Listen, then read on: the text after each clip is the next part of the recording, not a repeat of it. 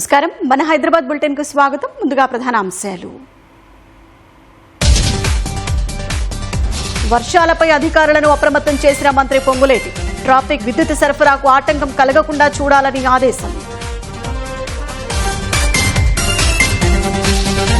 వర్ష ప్రభావంతో గచ్చిబౌలిలో భారీగా traffic jam. ఆఫీసుల తర్వాత ఇళ్లకు వెళ్లే వారికి తీవ్ర ఇబ్బందులు. Metro phase 2 Musi ప్రక్షాళనకు సహకరించాలన్న Sridhar Babu. తక్షణమే సాయం అందించాలని కేంద్రానికి విజ్ఞప్తి. సమస్యల సుడిగుండంలో బాగ్లింగంపల్లి డివిజన్. తాగునీటి సమస్య, నీటి కాలుష్యంతో ప్రజల అవస్థలు. రాష్ట్రాల పోలీసుల మధ్య క్రీడలు స్నేహాన్ని పెంచుతాయన్న డీజీపీ. శారీరక దృఢత్వానికి ప్రాధాన్యమివ్వాలని సూచన.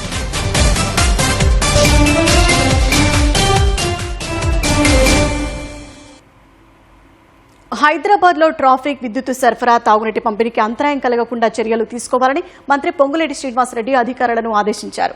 హైడ్రా, జీహెచ్ఎంసీ, ట్రాఫిక్ పోలీసులు సమన్వయంతో పనిచేస్తూ ప్రజల జీవనానికి ఇబ్బందులు కలగకుండా చూడాలని సూచించారు. రాష్ట్రంలో పరిస్థితిపై విపత్తు నిర్వహణ విభాగం అధికారులతో టెలికాన్ఫరెన్స్ నిర్వహించిన మంత్రి వాతావరణ శాఖ హెచ్చరికలను దృష్టిలో పెట్టుకుని అధికారులు పూర్తి స్థాయిలో అప్రమత్తంగా ఉండాలని ఆదేశించారు. 2 రోజులుగా కురుస్తున్న భారీ వర్షాలతో దాదాపు సాధారణ స్థాయికి చేరుకుందని మంత్రి తెలిపారు. మరో 2 రోజులు భారీ వర్షాల అవకాశం ఉన్నందున అప్రమత్తంగా ఉండాలని అధికారులకు మంత్రి సూచించారు. తీవ్ర వాయుగుండం ప్రభావంతో తెలంగాణలో అతి నుంచి అత్యంత భారీ వర్షాలు కురుస్తాయన్న వాతావరణ శాఖ హెచ్చరికలతో అధికార యంత్రాంగం అప్రమత్తమైంది. ముందుగానే లాగౌట్ ఇవ్వాలని పోలీసుల సూచనల మేరకు నగరంలోని కంపెనీలు, సంస్థలు తమ ఉద్యోగులను ఇళ్లకు పంపించేశాయి. ఈ క్రమంలో నగరంలో పలుచోట్ల భారీగా ట్రాఫిక్ రద్దీ నెలకొంది. కొండాపూర్, గచ్చిబౌలిలో భారీగా ట్రాఫిక్ రద్దీ ఏర్పడింది. ప్రజలు అవసరమైతే తప్ప బయటకు రావద్దని పోలీసులు సూచించారు.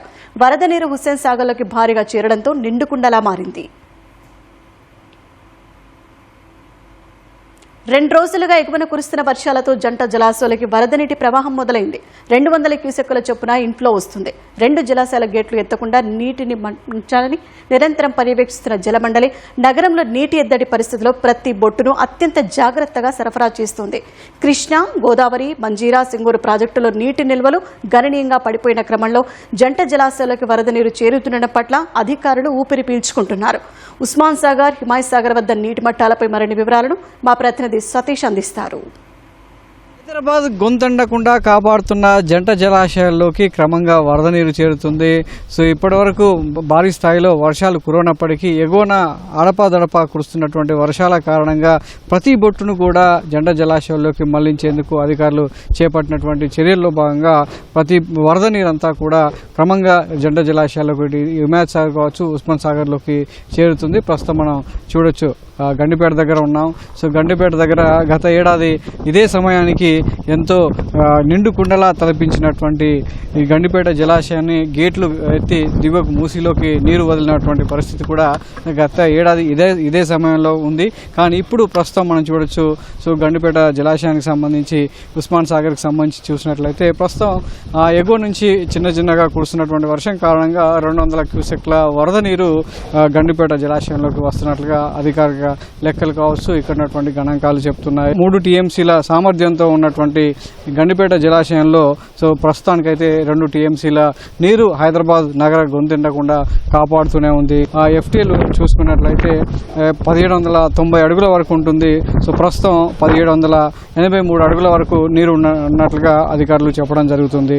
అటు హిమాయత్ సాగర్కి సంబంధించి కూడా ప్రస్తుతం 200 క్యూసెక్ల వరద నీరు హిమాయత్ సాగర్లో కూడా వస్తుంది. అటు ఈసా వాగు నుంచి ఎగువన కురుస్తున్నటువంటి చిన్న వర్షాల కారణంగా 200 క్యూసెక్ల వరద నీరు హిమాయత్ సాగర్లోకి చేరుతుంది. ప్రస్తుతం హిమాయత్ సాగర్ సంబంధించి నిల్వ నీటి సామర్థ్యం 1763 అడుగులు కాగా ప్రస్తుతం 1760 అడుగులు హిమాయత్ సాగర్లో నీళ్లున్నాయి. ఇన్ఫ్లో మాత్రం చిన్నగా మొదలైంది. అవుట్ఫ్లో మాత్రం ఎక్కడ కూడా అధికారులు వదలడం లేదు. ఎందుకంటే హైదరాబాద్ నగరంలో తలెత్తినటువంటి నీటి ఎద్దడి దృష్ట్యా ఇప్పటికే రిజర్వాయర్లన్నీ కూడా హైదరాబాద్ నగరానికి తాగునీరు అందిస్తున్నటువంటి ఇటు కృష్ణా కావచ్చు, గోదావరికి సంబంధించి సింగూరు, మంజీరా నుంచి నీటి నిల్వలన్నీ కూడా పడిపోవడంతో ఉన్నటువంటి ఏకైక మార్గం, ఏకైక నీటి వనరులు జంట జలాశయాల్లో సాంప్రదాయమైనటువంటి మన దాహర్తిని తీరుస్తున్నటువంటి చారిత్రక జంట జలాశయాల్లో అడుగంటిపోకుండా ఉండేందుకు అధికారులు చేపట్టినటువంటి ముందస్తు చర్యలు కావచ్చు, ఎగువ భాగంలో ఉన్నటువంటి ప్రతి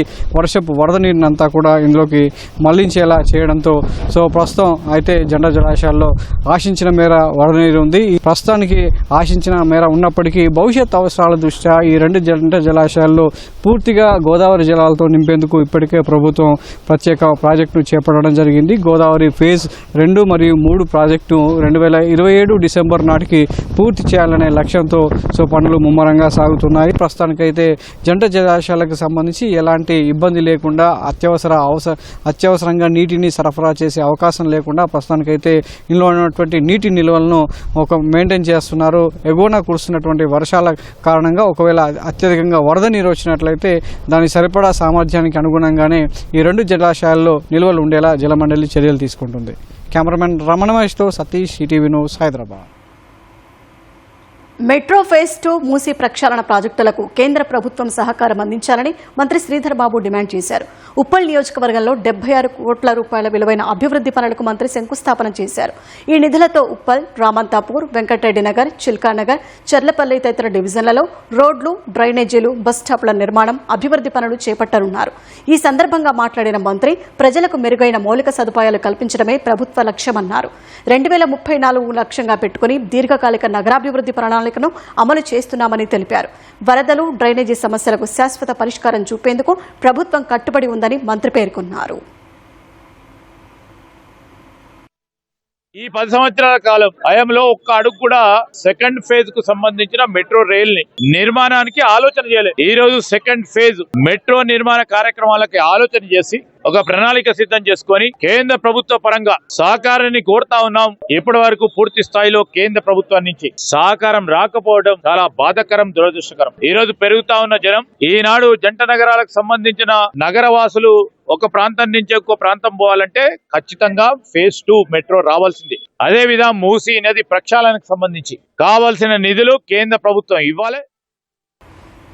రాష్ట్ర ప్రభుత్వం హైదరాబాద్ కోర్ అర్బన్ ఏరియాలో చేపడుతున్న ఇందిరమ్మ ఇళ్ల పథకంపై సామాజిక మాధ్యమాల్లో వైరల్ అవుతున్న పుకార్లను ఎవరూ నమ్మవద్దని housing board vice chairman Gautam సూచించారు. క్యూర్ పరిధిలో ఇందిరమ్మ ఇళ్లకు దరఖాస్తు చేసుకుంటే ఇతర సంక్షేమ పథకాలు నిలిచిపోతాయని, జరుగుతున్న ప్రచారంలో ఎలాంటి నిజం లేదని స్పష్టం చేశారు. ఈ పథకానికి దరఖాస్తు చేసుకోవడం వల్ల లబ్ధిదారులకు ప్రస్తుతం అందుతున్న ఇతర ప్రభుత్వ ఫలాలు, పథకాలు యథావిధిగా కొనసాగుతాయని చెప్పారు. నివాస స్థలం, సొంత ఇళ్లు లేని పేదల సొంతింటి కలను నెరవేర్చడమే ప్రభుత్వ ప్రధాన ఉద్దేశమని గౌతమ్ తెలిపారు. అర్హులైన ప్రతి ఒక్కరికి న్యాయం జరిగేలా ప్రభుత్వం ప్రణాళికాబద్దంగా అడుగులు వేస్తున్నట్లు పేర్కొన్నారు. ప్రభుత్వ సంక్షేమ పథకాలపై ప్రజల్లో గందరగోళం సృష్టించేందుకు కొందరు సామాజిక మాధ్యమాల్లో అవాస్తవాలు ప్రచారం చేస్తున్నారని తెలిపారు. తప్పుడు కథనాలని ప్రజలు అసలు నమ్మవద్దని గౌతమ్ స్పష్టం చేశారు. గచ్చిబౌలిలో భవన నిర్మాణ పనుల్లో ప్రమాదం చోటు చేసుకుంది. ఈ ఘటనలో 3 కార్మికులకు తీవ్ర గాయాలయ్యాయి. పిల్లర్ గుంతల్లో సిమెంట్ బెడ్ వేస్తుండగా మట్టి కూరడంతో ఈ ప్రమాదం వాటిల్లింది. తీవ్రంగా గాయపడిన 3 ఆసుపత్రికి తరలించి చికిత్స అందిస్తున్నారు. కార్మికులు మధ్యప్రదేశ్ వాసులుగా అధికారులు గుర్తించారు. ఘటనా స్థలానికి చేరుకున్న సీఎంసీ, హైడ్రా బృందాలు సెల్లార్ గుంతలను పూడ్చివేశాయి. బాగ్ లింగంపల్లి డివిజన్ పేరులో ఉన్నట్టు ఇక్కడేవి తోటలు, ఆహ్లాదకరమైన ప్రకృతి కనిపించదు. 4-5 దశాబ్దాల చరిత్ర ఉన్న ఈ డివిజన్లో సమస్యల చిట్టా పెద్దగానే ఉంది. ఒకప్పుడు పచ్చదనం, ప్రశాంతంగా ఉన్న ఈ డివిజన్ ఇప్పుడు నిత్య నరకాన్ని తలపిస్తోంది. తాగునీటి కష్టాలు, మురుగునీటి లీకేజీలు, గుంతల రోడ్లతో ప్రజలు అల్లాడిపోతున్నారు. ఏళ్లు గడుస్తున్న సమస్యలు మాత్రం ఎక్కడ వేసిన గొంగలి అక్కడే అన్నట్లుగా తయారైన బాగ్ లింగంపల్లిపై ఈటీవీ ప్రత్యేక కథనం. బాగలింగంపల్లి డివిజన్ అంటే AP housing board quarters, Sundarayya park, Sundarayya Bhavan, RTC కళాభవన్లు గుర్తుకొస్తాయి. అవైనా మేము కూడా ఉన్నామంటున్నాయి ఇక్కడి సమస్యలు. మంచినీటి సమస్య, నీటి కాలుష్యం, డ్రైనేజీ సమస్యలు, గుంతల రోడ్లు, ఇలా చెప్పుకుంటూ పోతే జాబితా పెరుగుతుందే కాని తగ్గదు. చిక్కడపల్లి, బాగ్లింగంపల్లి, కొద్ది భాగం RTC cross road, Shyamprasad Nagar బస్తీ, నెహ్రూ నగర్, శ్రీరామ్ నగర్, లంబాడీ తాండా, అచ్చయ్య నగర్ సహా ప్రాంతాలు బాగ్లింగంపల్లి డివిజన్ పరిధిలోకొస్తాయి. ప్రధానంగా ఇక్కడ తాగునీటి సమస్య, కొన్ని ప్రాంతాల్లో నీటి కాలుష్యం ప్రజలను పట్టి పీడిస్తోంది. మంచినీటి పైపుల కనెక్షన్లున్నా అనేక ఇళ్లకు 2 రోజులు, 3 రోజులకొకసారి మంచినీరు సరఫరా అవుతోందని స్థానికులు ఆరోపించారు.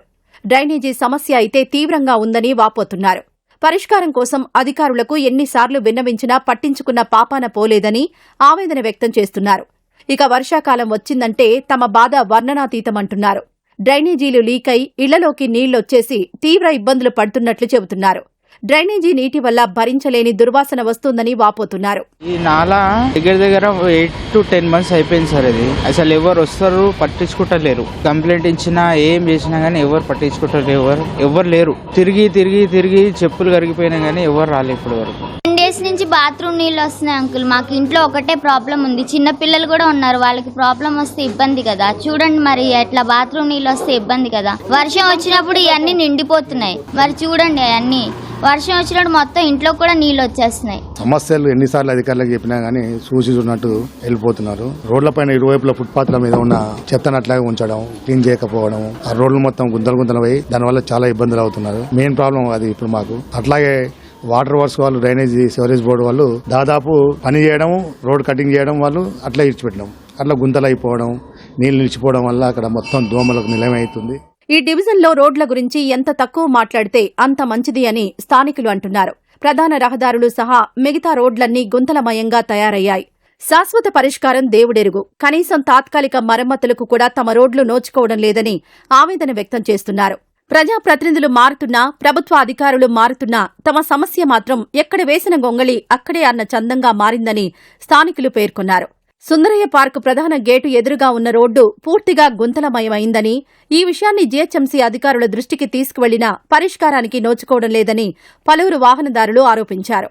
గుంతలమయమైన రోడ్లపై ప్రయాణం చేయడం వల్ల తమకు ఆరోగ్య సమస్యలతో పాటు వాహనాలు కూడా చెడిపోతున్నాయని అంటున్నారు. ఇక్కడ చాలా ఇష్యూస్ ఉన్నాయి. Main drainage problem. ఎట్లా అంటే సిన్స్ 30 years నుంచి డ్రైనేజ్ బ్లాకేజ్ ఉంటుంది, ఎవరు సరిగా పట్టించుకోరు. ఆల్రెడీ పెద్ద మేనేజర్ కి రిపోర్ట్ ఇచ్చినా కూడా వాళ్ళు కూడా పట్టించుకుంటలేరు. ఫోన్ కాల్స్ చేసినా, వచ్చి చూసినా కూడా ఎవరికి పట్టించుకోరు. దాంతో పాటు ఇష్యూస్ వస్తున్నాయి, హెల్త్ ఇష్యూస్ వస్తున్నాయి. ఎవ్వరు అసలు అంటే ఇక మేము చెప్పి తంగైపోయినాం, ఎవ్వరు పట్టించుకుంటలేరు. ఈ స్ట్రీట్ లైట్ సరిగ్గా రావు, ఈ రోడ్డు వ్యవస్థ బాగాలేదు, ఈ మెయిన్ రోడ్ పార్క్ వచ్చే రోడ్డు బాగాలేదు, ఈ బిల్డింగ్లన్నీ కూలిపోయే స్థితికి వెళ్ళినాయి. దాన్ని మరమ్మతులు చేస్తున్నారు. మళ్ళీ అటుగాక ఈ వాటర్ పొల్యూషన్ బాగుంటుంది. ఈ drainage problem, water line drainage line ఒకదాని మిక్సింగ్ లా మొత్తము స్లమ్లలో కానీ ఇక్కడ కాలనీలలో కానీ మొత్తం డ్రింకింగ్ వాటర్లో మోర్లీలు కలవడము, ఆరోగ్యం కరెక్ట్ బాగడము. ఎన్నిసార్లు వాటర్ వర్క్స్ కంప్లీట్ ఇచ్చాము, జేసీ కంప్లీట్ ఇచ్చాము. ఆయన వస్తారు పోతారు చేసి ప్రాబ్లమ్స్ సాల్వ్ చేయరు. ఇప్పటికీ అట్లనే ఉన్నాయి ప్రాబ్లమ్స్ అనేది. ఇక్కడ సరిగ్గా ప్రాబ్లమ్స్ అనేది సాల్వ్ చేస్తలేరు. పలు ప్రాంతాల్లో అయితే రాత్రి వెలగాల్సిన వీధి దీపాలు పగలు వెలుగుతున్నాయని స్థానికులు చెబుతున్నారు. అపరిష్కృతంగా ఉన్న తమ సమస్యలను ఇప్పటికైనా ప్రభుత్వం, అధికారులు పట్టించుకోవాలని డివిజన్ వాసులు కోరుతున్నారు. జూబ్లీహిల్స్ సౌత్ ఇండియాలో తొలి స్టార్బక్స్ రిజర్వ్ కాఫీ హౌస్ ను టాటా స్టార్బక్స్ ప్రారంభించింది. జూబ్లీహిల్స్ రోడ్ నంబర్ 45లో ఈ ప్రత్యేక కాఫీ హౌస్ ను వినియోగదారులకు అందుబాటులోకి తీసుకొచ్చింది. దేశంలో 6వ స్టార్బక్స్ రిజర్వ్ స్టోర్గా నిలిచింది. ఇందులో ప్రపంచవ్యాప్తంగా ఎంపిక చేసిన ప్రత్యేక కాఫీలు, సిగ్నేచర్ పానీయాలు, ప్రత్యేక ఫుడ్ మెనూ, పెంపుడు జంతువులతో వచ్చే వినియోగదారులకు కూడా అనుకూలమైన సౌకర్యాలు ఉన్నాయి. హైదరాబాద్ తమకు కీలకమైన మార్కెట్ అని జూబ్లీహిల్స్లో తొలి స్టార్బక్స్ రిజర్వ్ స్టోర్ను ప్రారంభించడం ఆనందంగా ఉందని స్టార్బక్స్ CEO సుశాంత్ దాస్ అన్నారు.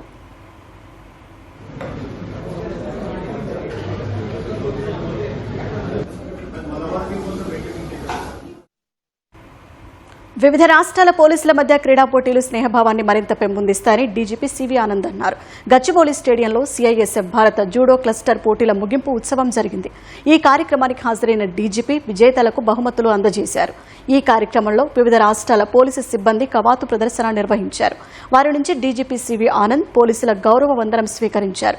ఈ సందర్భంగా మాట్లాడిన డీజీపీ పోలీసు శాఖలో భర్తీ అయినప్పుడు ఉండే శారీరక దృఢత్వమే పదవీ విరమణ చేసినప్పుడు కూడా ఉండాలని సూచించారు. క్రీడలు మానసిక ఉల్లాసాన్ని కలిగిస్తాయన్నారు. పోలీసులో ఇదొక దేశవ్యాప్తంగా అన్ని రాష్ట్రాల నుండి వచ్చేసరికి వాళ్ళ ఒక సమన్వయం, ఒకరిని ఒకరు అర్థం చేసుకోవడం. ఇక్కడ ఈరోజు క్రీడాకారులు చాలామంది నేను వాళ్ళని గుర్తుపడతాను. వారు వేరే క్రీడల్లో వచ్చినప్పుడు కూడా ఇంటర్ ఆల్ ఇండియా లెవెల్లో అప్పుడు కలుస్తుంటాం. సో ఒక సమన్వయం అనేది ఏర్పడుతుంది. అదే కాకుండా మన అంతర్జాతీయ పోటీలు ఏవైతే ఉన్నాయో, ఒలింపిక్స్ కానివ్వండి, వరల్డ్ ఛాంపియన్షిప్స్, దానికోసము టాలెంట్ అనేది ఐడెంటిఫై కావడం జరుగుతుంది ఈ ఇటువంటి టోర్నమెంట్స్లో.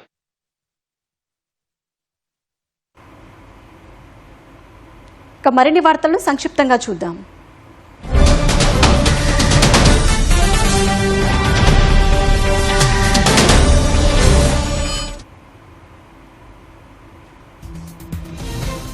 కేపీహెచ్బీ పోలీస్ స్టేషన్ పరిధిలోని లోధా మెరిడియన్ అపార్ట్మెంట్లోని పేకాట స్థావరంపై పోలీసులు ఆకస్మిక దాడి నిర్వహించారు.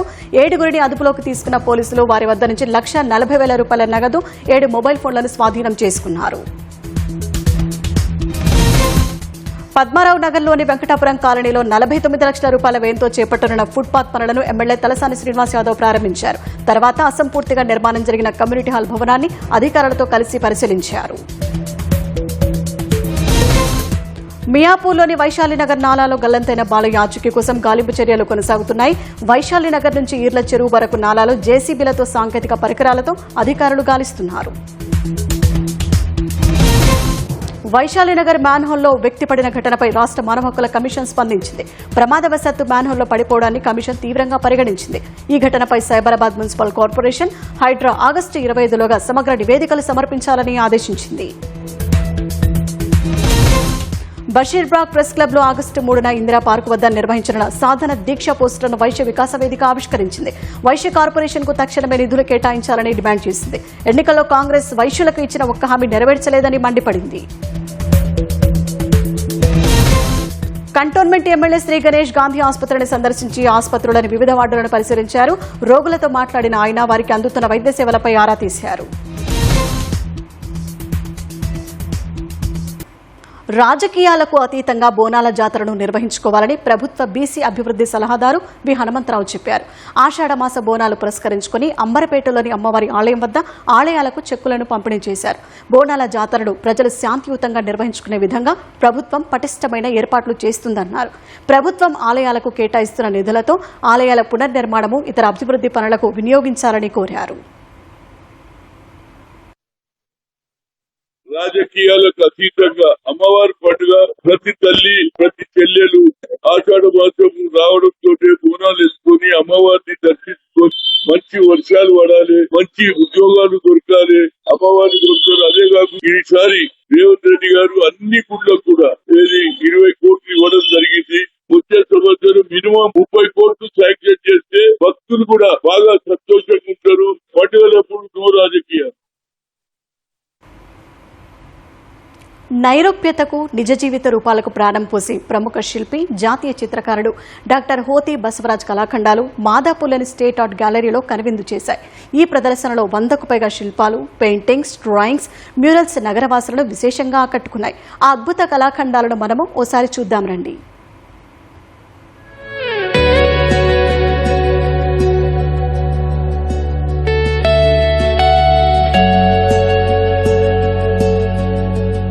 మాదాపూర్లోని స్టేట్ ఆర్ట్ గ్యాలరీ కళాప్రేమికులతో కళకళలాడింది.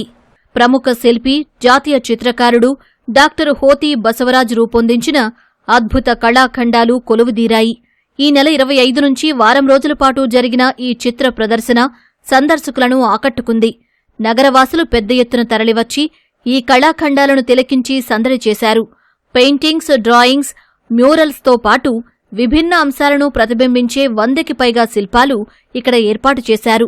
భారతీయ సంస్కృతికి ప్రతీకగా నిలుస్తూ మానవతా విలువలను, చారిత్రక వైభవాన్ని ప్రతిబింబిస్తున్న కళాఖండాలు ప్రతి ఒక్కరిని మంత్రముగ్ధులను చేశాయి.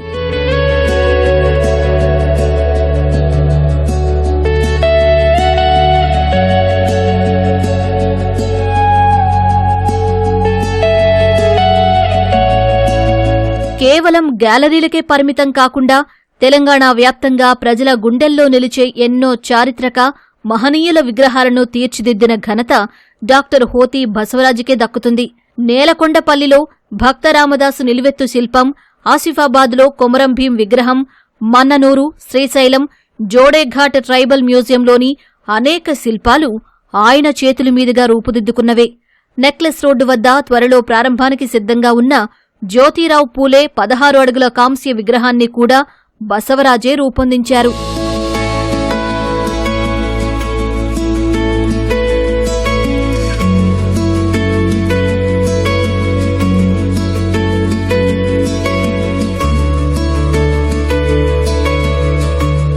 మన సంస్కృతి సంప్రదాయాలను భవిష్యత్తు తరాలకు తెలియజేయడమే తన లక్ష్యమని హోతీ బసవరాజ్ అన్నారు. నేను మొత్తం మా కాన్సెప్ట్ ఏంటంటే నేచర్ పైన ఎక్కువ చేస్తుంటాను.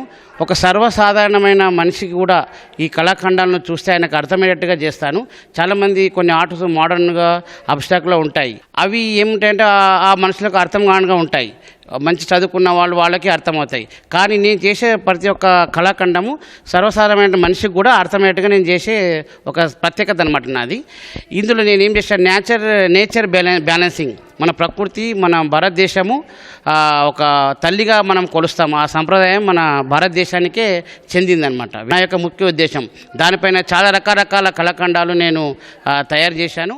తెలంగాణ సంస్కృతికకు ప్రతీక అయిన బతుకమ్మ, బోనాలు ఇతివృత్తంగా తయారు చేసిన శిల్పాలు ప్రత్యేకంగా నిలిచాయి. ఒక్కొక్క శిల్పం ఒక్కొక్క శైలిని కలిగి ఉందని సందర్శకులు అంటున్నారు. తెలంగాణ అనగానే మనకు గుర్తొచ్చేది బతుకమ్మలు, బోనాలు అండి. సో దాన్ని తీసుకున్నప్పుడు మనం గ్రూప్గా ఆడతాం. ఇక్కడ ఏం చేశారు అంటే సప్త కన్యలు, సప్త మాతృకలు అనే సింబాలిక్గా మనం తీసుకుంటాం. హిస్టారికల్గా మనం వెళ్తే మిథికల్గా. సో దాంట్లో ఏమైందంటే ఆ 7 మెంబర్స్ని శిల్పంలో చూపెట్టడం జరిగింది. ఒకవైపు చూస్తే బతుకమ్మ కనిపిస్తుంది, ఇంకో వైపు చూస్తే బోనాలు కనిపిస్తాయి. రెండు తెలంగాణ స్పెషల్స్ అవి. స్కల్ప్చర్స్ అన్ని కూడా ఒక్కొక్క స్కల్ప్చరు ఒక్కొక్క ప్రత్యేక శైలి ఉన్నది, ఒక ప్రత్యేక అర్థం ఉన్నది దాంట్లో. దాన్ని గనక ఆ స్కల్ప్చర్ గనక చూసి మీరు దీర్ఘంగా గనక ఆలోచిస్తే దాంట్లో ఉన్నటువంటి అందము, ఆనందం అనేది మీకు కనపడుతుంది. నాకైతే చాలా బాగా అనిపించింది. ఎక్కడ అనిపించలేదు అసలు ఇది బాగాలేదని చెప్పి. అంటే అంత మిక్స్ ఉందన్నమాట. అటు అబ్స్ట్రాక్ట్ ఉంది, అన్ని యాంగిల్స్ కనిపిస్తున్నాయి. నాకు చాలా బాగుంది షో మాత్రం. భావాలకు, సంస్కృతికి జీవం పోసే ప్రతి శిల్పం కళాభిమానుల హృదయాల్లో ఎప్పటికీ చిరస్థాయిగా నిలిచిపోతుంది.